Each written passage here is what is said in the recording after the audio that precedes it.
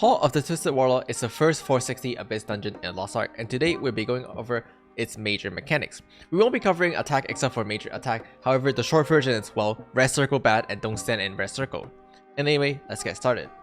But before that, I do stream on Twitch, so don't forget to follow me on Twitch and subscribe to the channel. Anyway, let's get to the first boss. The first chamber have you fight against the bishop and the rogue, and you should try to kill both of them at the same time, otherwise the remaining one will go berserk.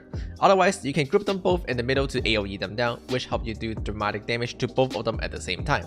Sometimes after the fight, a message from Asana will come in, and this indicates the start of the first mechanics, which is the lineup. When the mechanics start, a player is going to get a mark on his head. In this case, you can see that it is me. At the same time, the rogue is going to run to the corner of the map, and you should keep track of its position. The marked player must then form a straight line with the rogue and the bishop, in which the bishop will get shot by at the rogue, and this complete the mechanics. Failing to do this, wipe the way. The second time this happened, the boss will also spawn protection around him, which are going to be these castle pieces. In this case, you'll want to break the castle pieces first before you line it up, or otherwise the rogue will not be able to hit the bishop. If you're not the player with the mark, you might see a giant circle under you. In this case, you want to run as far away as possible so that you do not interrupt the player doing the mechanics with your circle, as the circle could knock them back. And that's pretty much it for the entire fight. This is the only mechanics that is present in the entire fight. In the second chamber, you'll be fighting against the Phantom Legion King himself. And as always, well, red circle bad, so make sure you don't stand in any of his AoE attack or just get hit by attack in general. Otherwise, he has two major mechanics in this fight. The first one is going to be a simple stagger check. He's going to put up a orange shield along with a stagger bar at the bottom. Your party must use stagger attack in order to break his shield, which stop the attack here.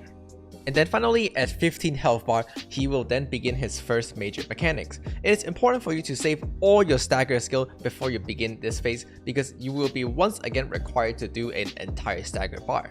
The boss will jump back into the middle of the chamber, and then he will begin his mechanic with the text from Asana. It is important for you to stagger him very quickly, as the timing to stagger this is very short.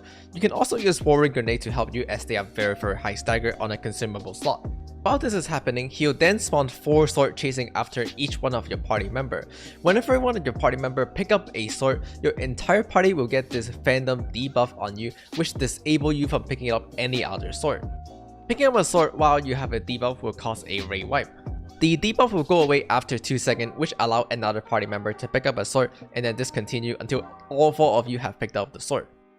You and your party member must decide a order of picking up the sword, and then you'll want to pick up the sword one by one with 2 seconds apart of each, so that the debuff does not overlap.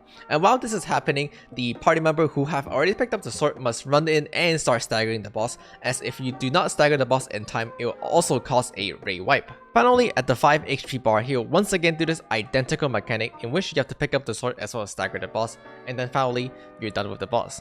And that's pretty much it for this dungeon and the mechanics as well as the video. So if you're enjoying the video, don't forget to like, comment, and subscribe. And of course, again, I do stream on Twitch over at twitch.tv/TentenGames. So I'll see you all over there.